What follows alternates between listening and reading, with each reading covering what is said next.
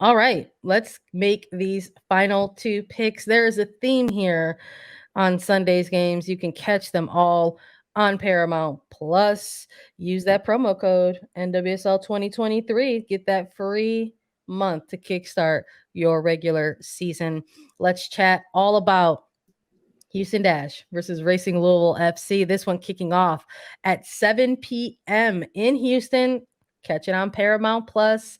I am so excited for these two teams. I hope this game is reflective of their club names because we've got the Dash versus Racing, and I want to see them pop off. I'm so excited for this game.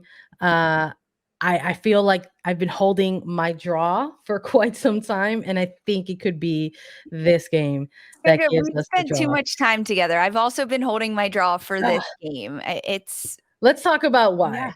Let's talk about why we both are looking at a draw for this game. First of all, we're very, very excited about the moves that these two teams made in their offseason. When we're looking at Houston, we're absolutely high on Diana Ordonez's arrival to the Dash, the hometown kid, going to play locally in front of family and friends. And hopefully that will aid her in her sophomore season to continue the goal scoring that she produced in her rookie season last year.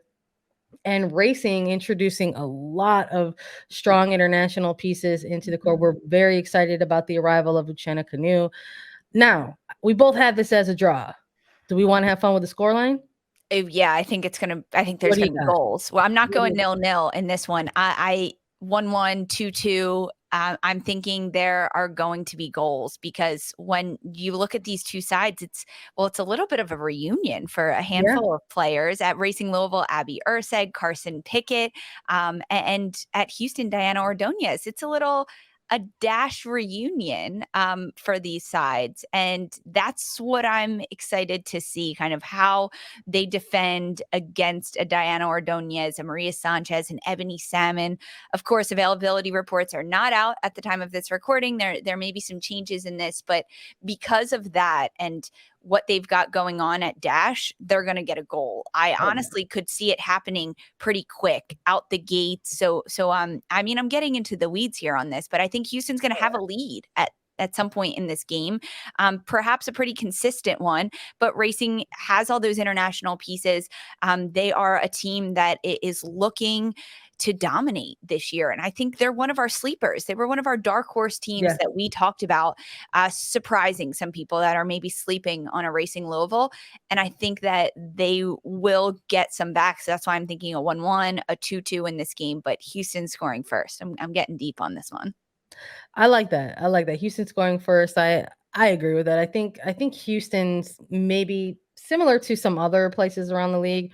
It's become a difficult place to play, and maybe folks don't look at that when they're looking at numbers, right, and things like that in terms of fans and the turnstiles and stuff. But when you're going out to Houston and you're playing at a certain time of day, it gets hot out there, right? So they've made it a tough place to play. Now this one is an evening kickoff, so it's gonna be a little different. It's It's also still March. hot in So Houston. it's not maybe going to be as blistering as a afternoon game in July, right? But I do think that both of these teams are going to be capable of navigating that type of stuff, right? The flora and the fauna of it all, and I do think that we'll get goals in this game. At least I'm hopeful for that. We want to manifest that, right? I'm absolutely so thrilled and excited and eager to see the relationship between Maria Sanchez and Diana Ordonez kind of really take off. These are two players who have spent time with each other in Mexican national team camps.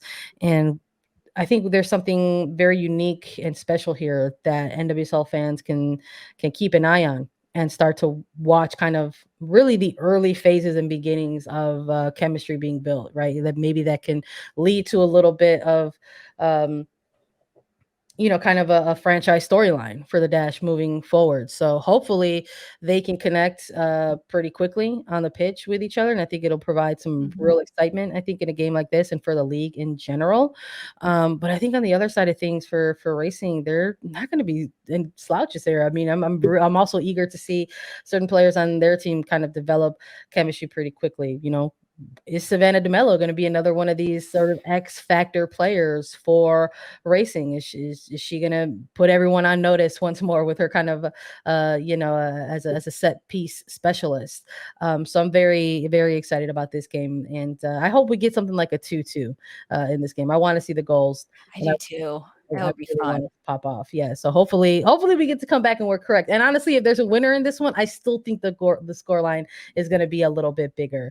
The energy of we're talking about the energy of just like, just vibes, no defense. I mean, I think this could be the one. And that's funny considering the moves that these two teams made to kind of ensure their back lines will look a little bit different, a little bit better, let's say, moving forward into the 2023 season. So we'll see if we were right on this one. Last one for Sunday night, final pick of the show. We've got Angel City FC and New Jersey, New York, Gotham FC. They are going to kick off at 9 p.m. Eastern on Paramount Plus. Angel City, the hosts in this one. Maybe I should have held my draw for this one, Lisa. And you know what? Who says you can't have two Who says I draws? can't have two draws? Right? When we're looking at, we've got West Coast versus East Coast. There's all the storylines around that going into this match, and we're looking at these two teams. Do you think anyone has the advantage over the other in this game? I think Battle of the Coast for me is definitely a factor in this one. I think I mean, this might be one of like my top matches of the weekend to watch. Mhm. It is a late night game on Yeah. Sunday after you've already seen 5, but tune in to this game because Angel City, Gotham FC, look at the pieces that Gotham has acquired in the offseason. Kelly O'Hara, free agent out of Washington, defender. Lynn Williams, forward from Kansas City. They've reestablished themselves. We've talked so much about Midge Purse, so talking in our overall season preview that she's going to be a striker to explode this year. And she really needs to have that big year for Gotham. I mean, Gotham has only one place to go, and that's up.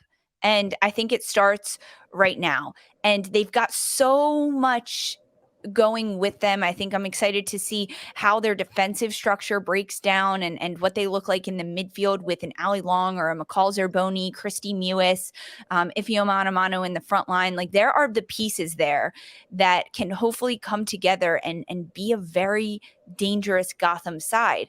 But they've got to travel to LA and Angel City dealing with some players still coming back from injury. I'm looking at a Kristen Press, Sydney LaRue in that front line, but they've returned Sarah Gordon, a defender in the back line that was with Chicago, Iron Woman. She changed the way Chicago could defensively play and start their attack with how quick Sarah Gordon is, how smart she is in a center back position, how clean she is on the ball. And now that Angel City has the weapon of Gordon being back, it's going to change the game for Angel City. So whatever you thought you knew about the LA team last year, it's going to be elevated this year. And I think you saving a draw for this game is not at all unrealistic. I think, honestly, this game will most likely end in a draw, but for the sake of me not just being stubborn and wanting to not pick two draws in opening weekend, because I think we're going to get 3 draws in opening weekend. I am going to give this one to Gotham. I think Okay. Gotham's going to get a win. I do. I think they're going to get one goal in a moment of brilliance, in a moment of weakness for Angel City. That happens is how Gotham's going to break through the door.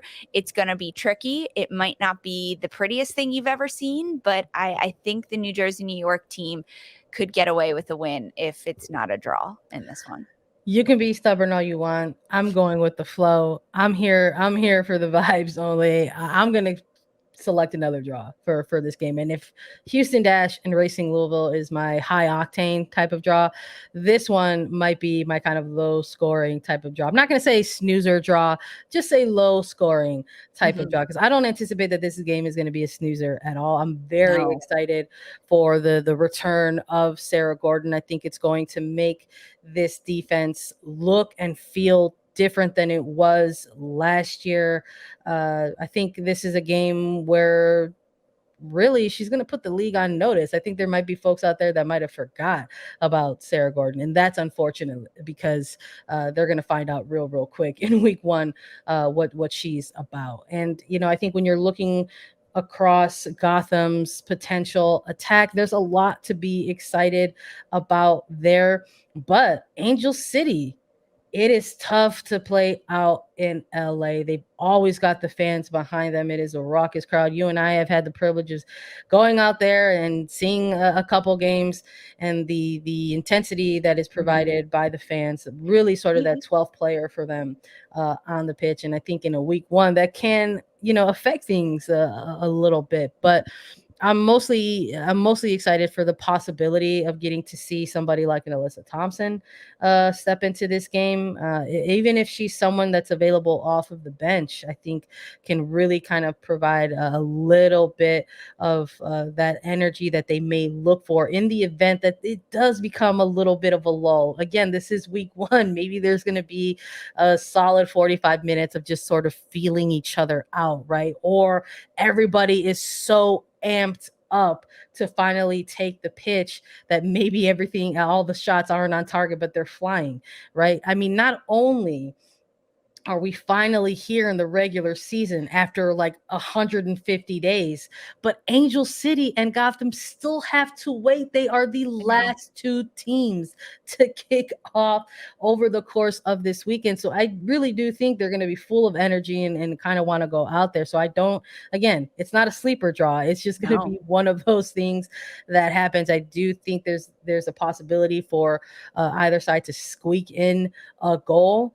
But I do have this one in a low scoring draw. I don't think it's possible for there to be a sleeper game ever at Bank of California Stadium. As you talked about, the 12th man, the stadium, the crowd, the fans, the supporter section is so electric there.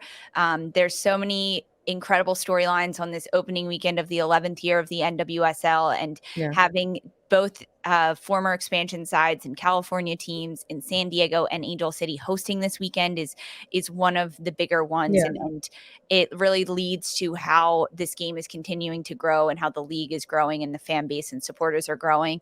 I mean, thank God we're here.